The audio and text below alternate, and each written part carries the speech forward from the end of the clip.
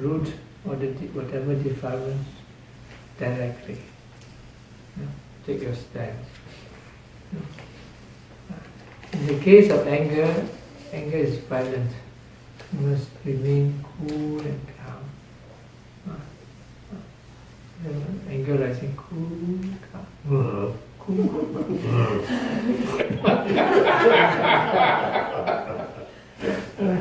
So it's very easy to see it coming, and they get out and walk. The trick is nipping it at the bud.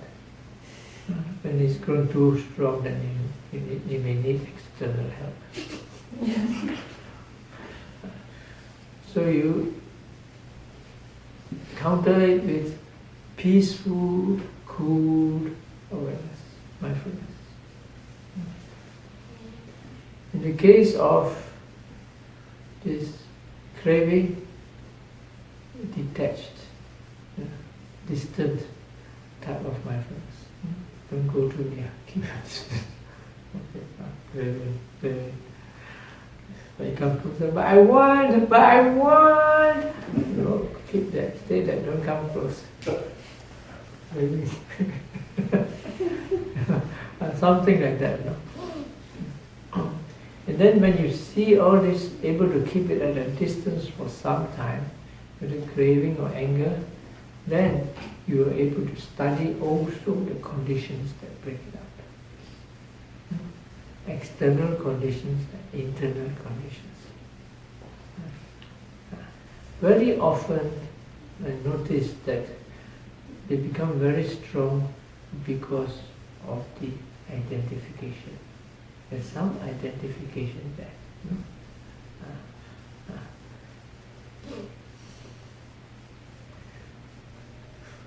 Tell you another short story. There was this lady, she was happily married to a husband, to a man. He happened to be an engineer in the petroleum industry. So one day on the rig he fell and he died. So the world was totally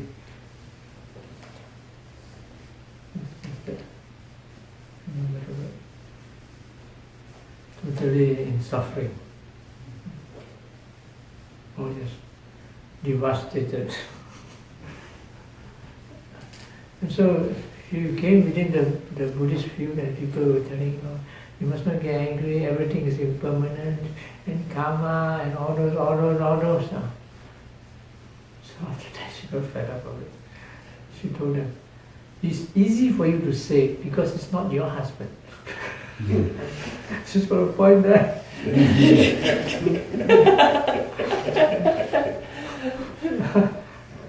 But she's got a point because she identified with it. It's my husband. And that makes it even stronger. So it is not, it's my hand, it's my eyes. Of course it affects you, but the identification makes it more strong. So.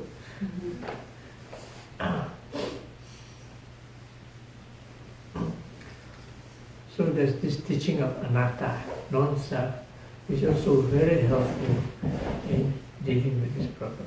Non-self is, the doctrine of non-self first is intellectual, or you may say even philosophical. It helps to overcome this to some degree, because it's still thinking and rationalizing. When you come to the deeper level, which is emotional and existential, it cannot. And so you have to go into in the experiential sense of vipassana, insight.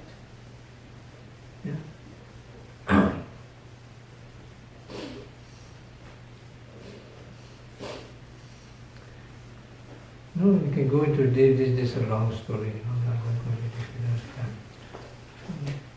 this. You look at the Visuddhimagga, the path of purification. It talks about the different ways of handling the arising of anger in a more conventional sense. How the clever ways of thinking to overcome it. And the interesting part is when you actually can see into this nature of this craving in an impersonal level, and very clearly, and then you can see into its workings. And then you see it pass away. It can be quite dramatic and far-reaching. We go on with stories. We'll end to this. As usual, I cannot resist.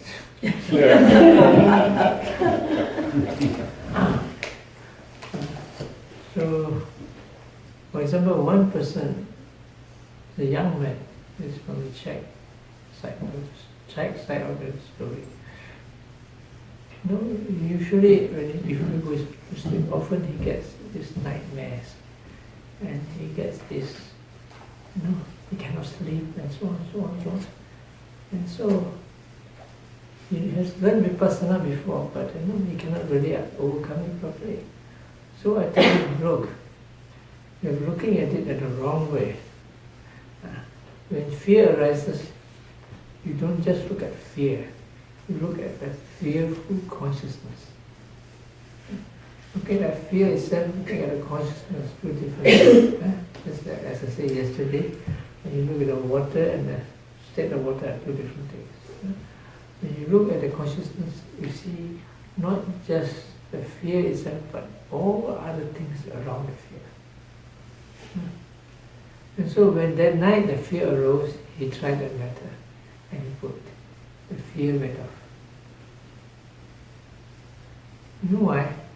Because when he started looking again and again at this fear when it arises, he was able to trace the very beginning of it. How did this arise? He saw the causes. And it's because when he was young, he listened and after all these ghost stories. A lot of these negative emotions that come out looks like quite harmlessly to simple things, but because it goes in the mind for a long time and it becomes quite hidden. Why? It just comes out without any reason. But it's there. It's actually forgotten about the reasons. So when he saw that reason, then it disappeared. It happened also in another case where this migraine that lasted for a long time, so that this intelligent young man couldn't go to university, couldn't get through to college, because the migraine was so powerful. So one day he came to meditate, and I made him meditate for 1 month. He got rid of it. How many years? He went back to university. Because he traced the cause of it.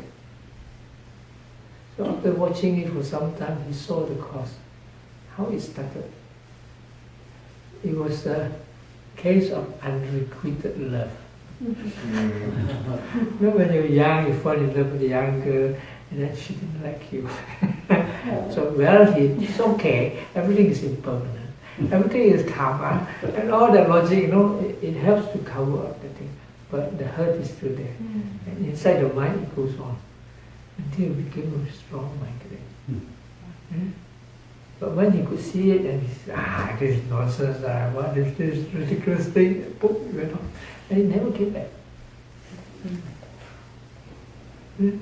How the mind, tricky the mind is. So, just watching the consciousness to the defilements where you go into the roots. When you go deeper and deeper, the superficial causes are not there anymore. Because you see it arise and disappear. It doesn't arise and disappear out of nothing, it arises and disappears due to causes and conditions. And then when you go deeper in meditation, you go to existential causes. And that's when, it looks like there's some maladaptive function of mind. It's not something like evil, the devil. No, it's not something. It's something because the mind is not working on the when it should be off, it's on.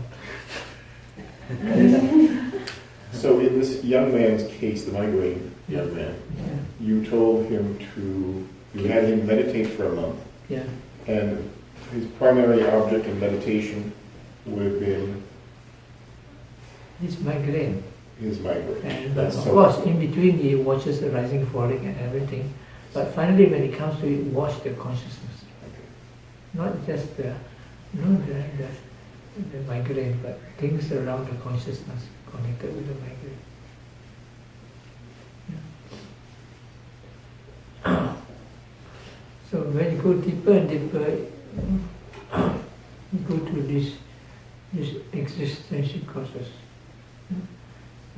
Another story I tell, there's this man, strong Christian, also a strong Buddhist. They may not be conflicting, no? Some common sense. So what happened? He has got this strong lustful tendency. Yeah. Okay, that's not strange. So to watch this, when it arises, just watch this lustful tendency and the consciousness connected. And you know what happened? In the process of watching it, he found himself swimming. Where was he swimming? He was swimming in the womb. Womb. The mother's womb. You know? You see, that's where the desire for existence is connected with birth. The wishing to exist connected with birth is always associated with the mother's womb. No? And so he traces it to that part. You know, amazing, the roots, it can be very amazing because this terrible three guys, three stooges, craving, anger, delusion. There are a lot of tricks behind them. In some of these cases, have you experienced anyone who might have reached in to find a root cause in a past life? Yes. One case was, this man was sadistic. I'm sorry? He has sadistic tendencies. Trace to the past life. That is Second World War.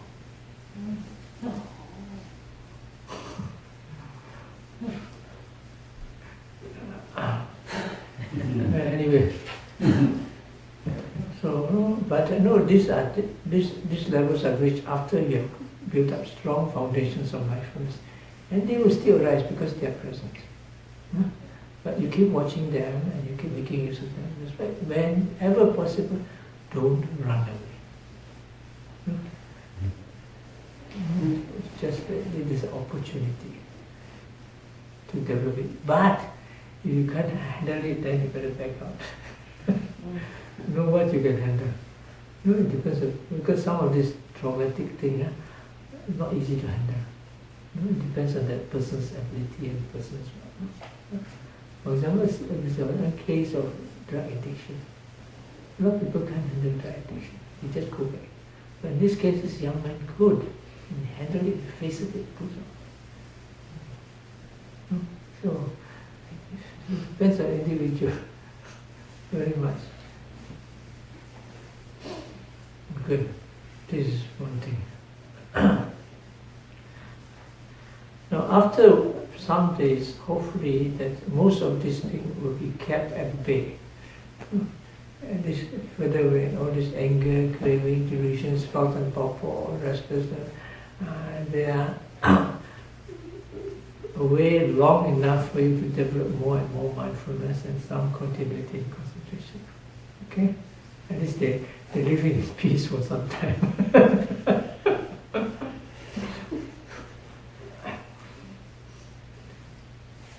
Just like the sky, you know, thunderstorm coming. Once in a while you have this clear sky. You know? Since therefore there is this saying, make hay while the sun shines.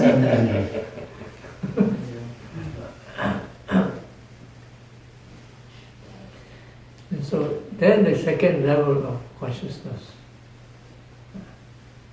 is in the normal functioning of the person's activities. That means you're normal.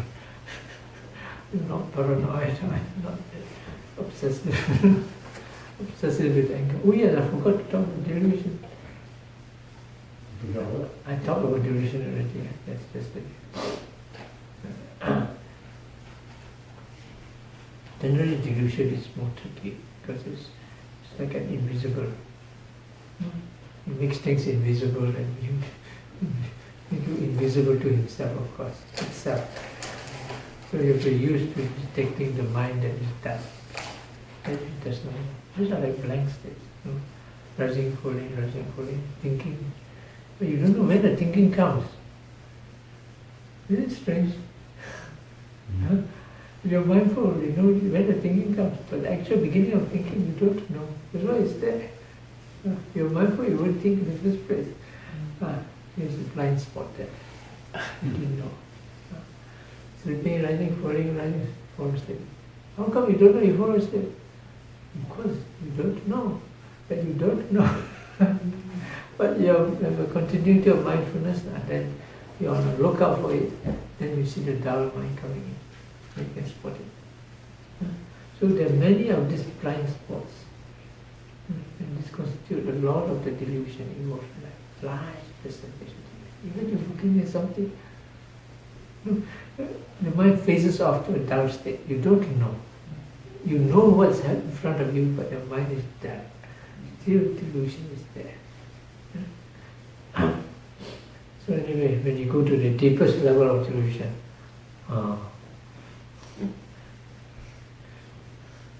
may the Buddha save you. The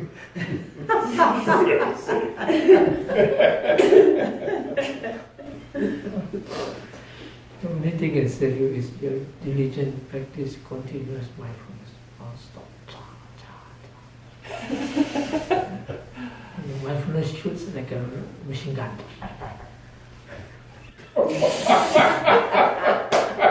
This is peaceful. I'm watching too many video games. He's a peaceful type. He's a peaceful warrior. Peaceful machine gun, eh? Machine gun of mindfulness. Machine gun of mindfulness.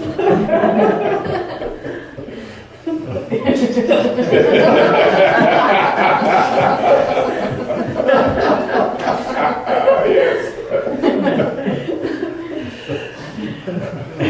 So now we come back to these activities. No? And these activities are none other than the mindfulness that go through the six senses. The mind processes. It's all been simplified into six pathways. The six senses: eye, ears, nose, tongue, and the mind. The mind goes through the six senses. Of course, it develops and it does all sorts of nonsense, no? Turns around and it multiplies and all sorts of things. But it goes through this six pathways. It simplifies a lot of things. And for example, there was this textual story about this great scholar. You know? He was a great scholar, but he wasn't enlightened. And so finally, he was called, the Buddha called him an empty book. The big book was empty. There's nothing in there because he can know all the things, but he doesn't really understand it in depth, what the essence of it. So he looked for somebody to teach him. Nobody wanted to teach him because he was so knowledgeable and scholastic. So finally, he went to a place where this place was all arahants, enlightened people. He asked one by one, all said, no, I can't teach you, you're so smart. No. Finally, he ended up with one small novice. Novice, can you teach me? But he's arahant, enlightened novice. No, you want me to teach you? But you must listen to me. He says, yes, I will listen to you. So in front of the place there's a big pond. Now you walk right into the pond. No. So obediently he walked, went to his knees, he went up further. Then the young novice said, okay, enough. You've proven it, that you're sincere. So he gave him a simile. Now there's this lizard, this on the anthill. The lizard goes to eat the ants. Yeah? This anthill has 6 holes. How do you catch the lizard? Don't know. How do you catch the lizard? When the lizard is entered into the ant hole, you close 5 holes and remain the last one. Yeah? So when it comes up, it closes. Right? That means the mind follows one door after another. Right? You catch it at the right door. Which is the main door that you catch it? The mind door. See, no here, here, no here. But there's only 3 there. Big baby. There's also the eyes and ears and the body and that, but only the mind door. But before you go to the mind door, you have to follow it at the 6 sense doors. 6 sense places. Right? So we come to this.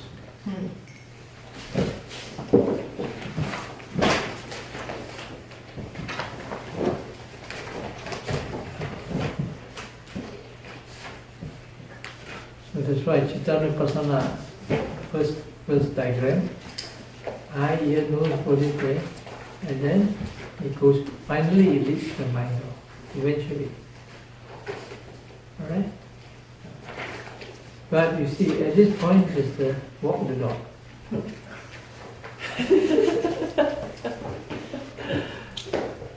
The first part of Chittanupassana is like walking the dog.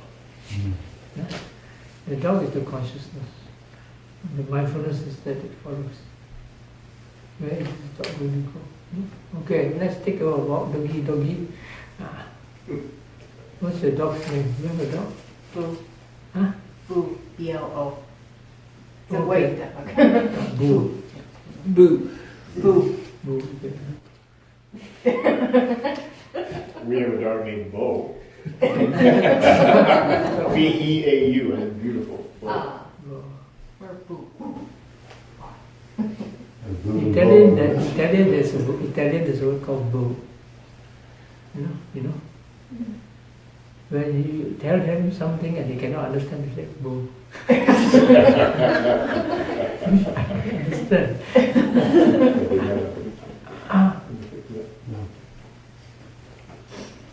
And so let's take a walk. Let's walk from here to there.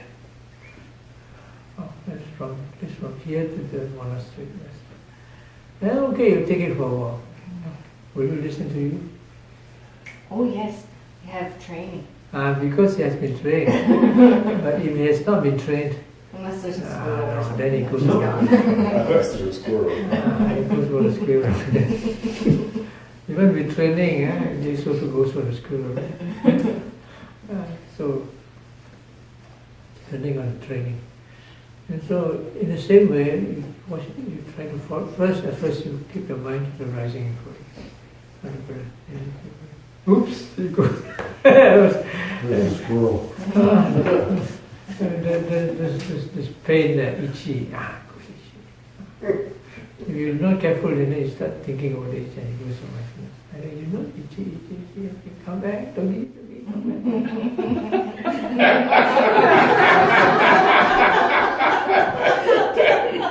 Then this was good.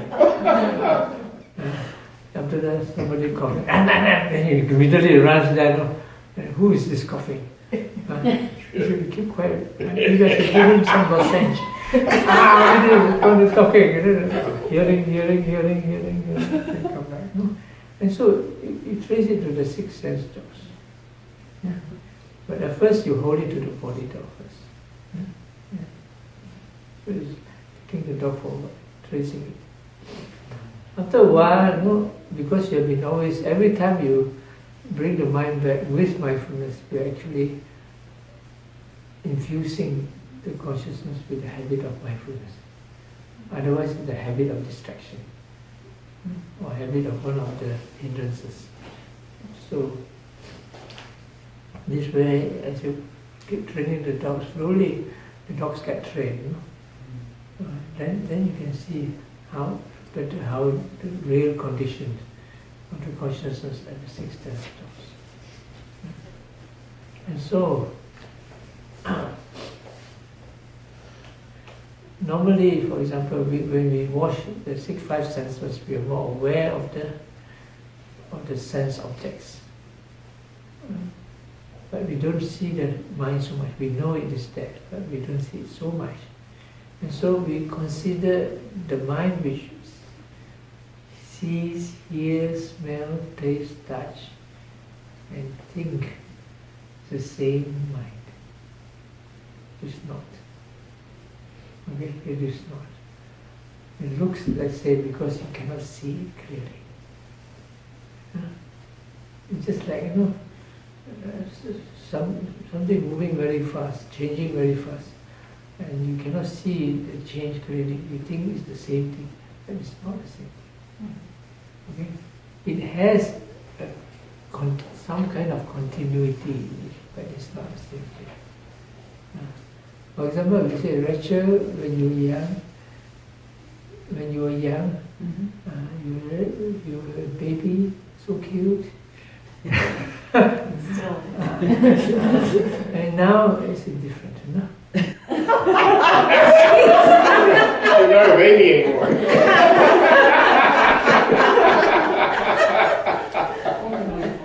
Now she's older and wiser. Yeah. But would you say you're the same person? There's something that's the same. There's something, but what? It almost feels like spirit or...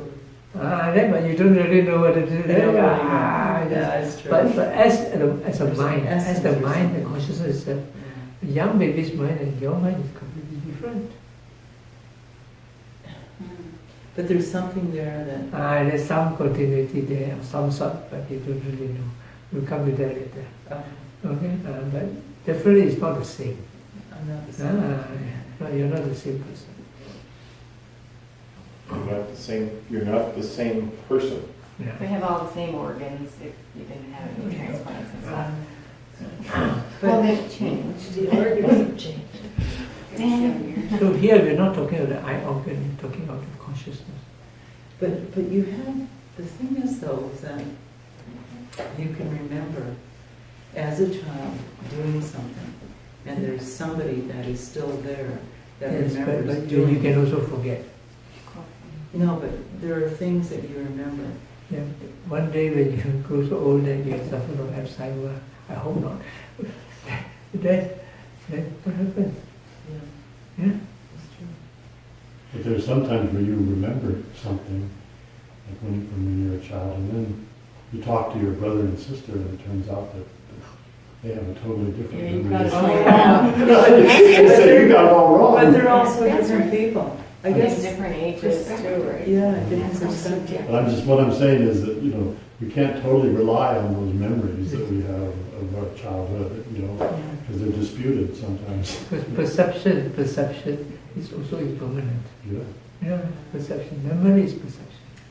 In hypnosis, Yeah. if one hypnotizes someone Yeah. deeply Yeah. enough, the subconscious remembers It is there in the consciousness. inside the consciousness. Within the consciousness. Yes. And You it can- will remember painful things that you consciously don't remember. It will remember past lives. Even past life. Yes. Yeah. So is meditation like hypnosis? Different. Meditation is you're totally aware. A person hypnotizes you, and you can say what he can bring out. He has access to bring out information from the consciousness. But the person himself cannot remember. Right? Okay. But meditation, that means you trace back. You remember. There's no element of doubt.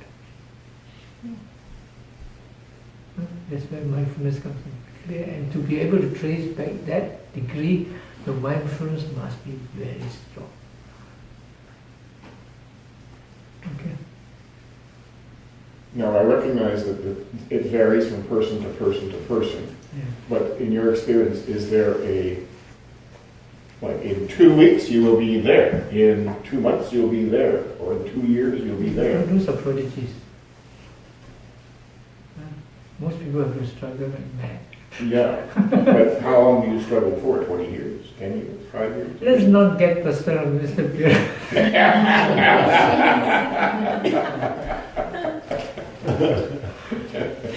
When's your intermediate course?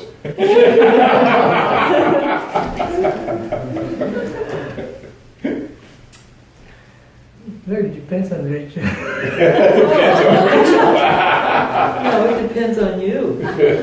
Yeah, it depends on many conditions. Well, it depends on conditions. Because you see, the seeing consciousness comes with the eye object. It lasts only a very short moments. Then it's carried forward into the mind. This is a long story. We don't have time for this. These are the analysis of the thought processes and given in the Buddhist metaphysics. Like hearing is more clear, can be more easily explained. Hearing comes with a sound. Sound is a vibration. Right? And the mind that hears the sound goes along with it. At that moment, it cannot be separated. The mind and object comes together. Right? So the type of mind that is the hearing consciousness is vibrating, like the sound, except that it is consciousness, it's not matter. Sound itself is matter. Okay? Whereas in the other senses, take for example, the eye. Eye comes with color and light. Vibration, everything is light. By different wavelength, energy. So it's a different form. So when you actually experience the seeing, hearing, tasting consciousness, it is very different. But if you don't see clearly, it's the same, because it's similar in the sense of knowing the object. In that sense, they're similar, but all consciousness knows the object anyway. When you're angry, also you know the object. When you're loving kindness, also you know the object. They're similar, but you know very well the knowing the metta consciousness and the angry consciousness is quite different.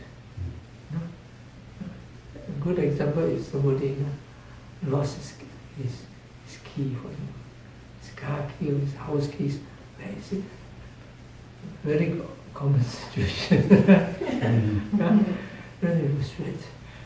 I can't get to my house now. What shall I do? And suddenly, oh yes, it's here. Bingo! The miracle